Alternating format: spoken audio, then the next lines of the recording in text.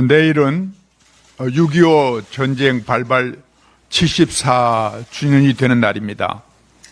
이 땅의 자유민주주의와 평화 수요를 위해 목숨 바쳐 싸우신 호국 영령과 순국 선열의 고귀한 희생과 헌신에 마음 깊이 경의를 표하고 우리의 교훈으로 삼아야겠습니다. 이분들의 숭고한 희생으로 우리는 자유와 평화, 인권, 이와 같은 인류 보편의 가치를 누리고 향유하고 있습니다. 감사함을 우리와 우리 자식 모두 한순간도 잊어서는 안 될 것입니다. 6.25 전쟁은 1917년 러시아 혁명, 그리고 1921년 중국 공산당 창당 이후에 전 대륙이 붉게 물들고 북한 지역마저 공산주의로 덮였을 때에 대륙의 마지막 끝자락 한반도까지 적화 통일을 하려는 침범이었습니다. 이에 전 세계가 이 땅의 자유를 지켜야만 대륙의 마지막 근거지가 지켜진다는 인류사적 결단으로 모두 참 그 소중한 자식들을 우리에게 보내서 피 흘려 싸워서 이 땅의 자유를 지키고 앞으로 다시 이 대륙 전체의 자유의 물결, 자유의 함성이 전파되도록 유지한 그야말로 참으로 소중한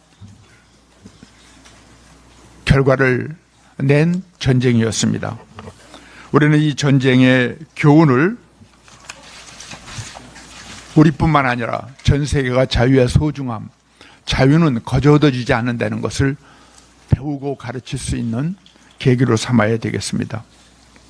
북한인권법이 제정된 지 8년이 지나고 있는데도 민주당의 이사 추천 지원으로 북한인권재단이 출범조차 못하고 있습니다. 우리가 잘 기억하다시피 북한인권법은 오랜 기간 토론 끝에 여야 합의로 제정된 법이기 때문에 민주당은 스스로 서명한, 스스로 제정에 참여한 이 법의 취지를 잘 살려서 북한인권법에 규정된 북한인권재단 출범에 협조하셔야 할 것입니다. 그 외에도 여러 가지 문제가 있는데 북한인권법 정신을 살리는데 민주당이 함께 해주실 것을 다시 한번 강력히 촉구합니다.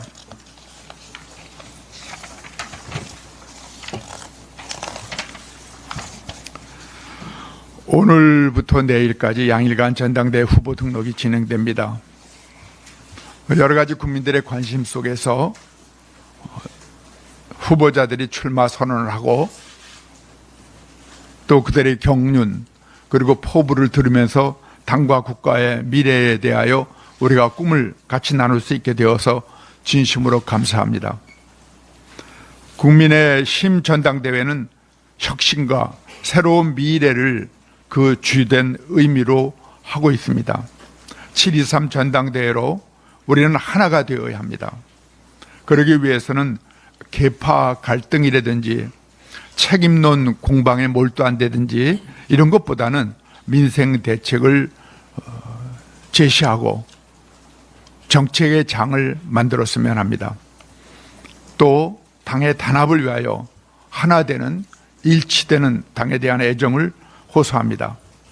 한 분 한 분이 우리 국민의힘 소중한 자산이시기에 상호 존중을 바탕으로 정책과 비전을 통한 치열한 토론으로 이 전당대회가 끝나고 나면은 많은 소득과 그리고 후보자를 비롯하여 우리 모두가 하나 되는 멋진 장을 펼쳐주시기를 바랍니다.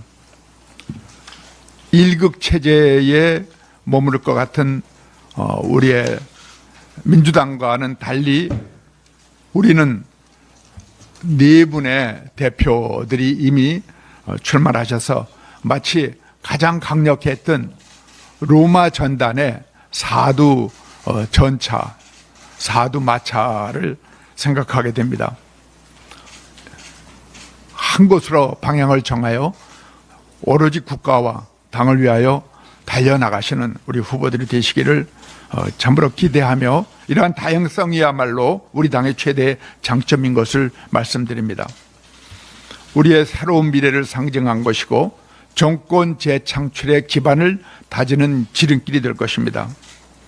이번 전당대회를 통하여 우리는 보수의 정통성을 확립하고 보수다운 보수, 진정한 보수 정당으로 거듭나는 동시에 주변의 많은 외연을 확대하는 일 또한 우리가 관심을 가져야 합니다. 이것이야말로 당원과 국민들에게 명령하시는 쇄신의 출발점이 될 것입니다. 한간에 용산 개입설이 나오는데 용산에서 특정 후보와 연계하는 일 결코 없다는 것을 비대위원장으로서 분명히 말씀을 드립니다. 공정한 전당대회를 이끌어야 하는 비대위원장으로서 이런 일이 있을 때는 제가 직접 우리 선관위 위원장과 함께 확인하고 알려드리고 적절한 조치를 하겠습니다. 또한 국회의원과 원외위원장, 사무처 당직자를 비롯한 주요 당의 구성원은 당원 당규에 따라서 엄정 중립의 의무를 지니고 있습니다. 이에 반하는 것이 드러날 때에는 오늘 출범하는 비대위원회에 엄중한 조치가 따를 것을 말씀드리지 않을 수 없습니다. 우리 비대위와 선관위는 엄정 중립과 자주적인 자세로 전당대회를 성공적으로 이끌 사두 마차의 기수로서 이들을 보호하고 잘 경기가 마쳐질 때까지 지원할 것을 약속드리고, 또한 당원과 국민의 기대에 반드시 부응할 것을 확실히 말씀드립니다. 지난 금요일 민주당과 조국 혁신당 두 야당이 법사위에서 해병대원 특검법을 단독으로 통과시켰습니다. 이미 대통령께서 제2요구한 법안이 무슨 사정 변경이 있다고 일방적으로 통과시킨 것도 문제이지만 법사위 진행 과정에서 드러난 여러 가지 모습은 국민들로 하여금 그야말로 실망을 안겨주었습니다. 증인들에 대한 과도한 조롱이라고 얘기할 수 있을 때까지 여러 가지 참으로 모욕적인 언행이 난무하였습니다. 회의를 내실 있게 이끌어가야 할 상임위원장께서는 오히려 앞장서서 회의 질서를 어지럽히고 있지 않나 하는 그러한 국민의 시각이 따갑습니다. 이러한 식의 상임위원장이 모든 상임위를 독식하여 앞으로 의사 진행을 한다면 우리 국회는 역대 가장 그야말로 국민의 지탄을 받는 국회가 되지 않을 수 없습니다. 수사 중인 사안에 대하여 증인 선서를 강요하는 것, 개인적 감정을 앞세워서 증인에게 10분간 퇴장 조치를 하거나 한 발 들고 두 손 들고 서 있으라 해야 한다라는 국회 내에서는 있을 수 없는 발언도 있었습니다. 그곳에 나온 분은 우리 각 정부 부서의 고위 공직자들입니다. 또 군의 지휘관들입니다. 이분들은 명예를 생명같이 여기는 분들입니다. 이분들의 명예를 짓밟고 혹시 유린한다면 이것은 그분 개인의 문제가 아니라 우리 정부 조직의 문제요, 군 전체의 사기에 관한 문제입니다. 목불인견의 참상이라고 하지 않을 수 없습니다. 신성한 국회의 상임위원 회의장에서 이러한 일은 다시는 재발되면 안 되겠습니다. 저도 30여 년간 정치에 몸담고 있습니다마는 이렇게까지 됐던 적이 있나 하는 생각이 들 정도입니다. 특별히 우리 추경호 원내대표께서는 이에 대한 주의와 경고, 재발 방지 약속을 국회의장님께 요구했지만 상임위에서는 이조차도 조롱하고 있다고 합니다. 국회의장께서는 국회의 품위를 훼손하는 야당의 이러한 태도에 대하여 엄정한 주의와 경고를 해 주실 것을, 이러한 조치를 정중히 그러나 강력히 요구합니다. 사과와 재발 방지까지 약속해 주실 것을 촉구합니다. 국회의장의 이러한 마땅한 조치가 이루어지지 않는다면 다수 야당들은 그렇게 해도 된다라는 의장님의 허락을 받은 것으로 생각할 수도 있습니다. 입법부의 수장으로서의 책임 있는 조치를 다해 주십시오.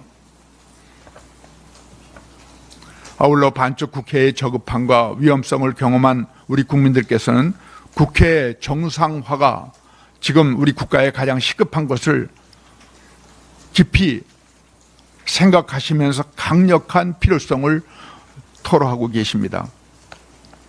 민주당은 지금이라도 상임위원장 배분에 대하여 우리 당의 요구를 진심으로 신중히 수용해 주시고 민의의 전당이 우리 국회를 정상적으로, 지금 세계 선진국에 들어가 있는 대한민국 아닙니까? 우리 국격에 맞는 국회를 이끌어 주실 것을 최소한도 상식적인 국회의 모습으로 되돌려 놔 주실 것을 간곡히 그러나 엄중히 요구하는 바입니다. 감사합니다.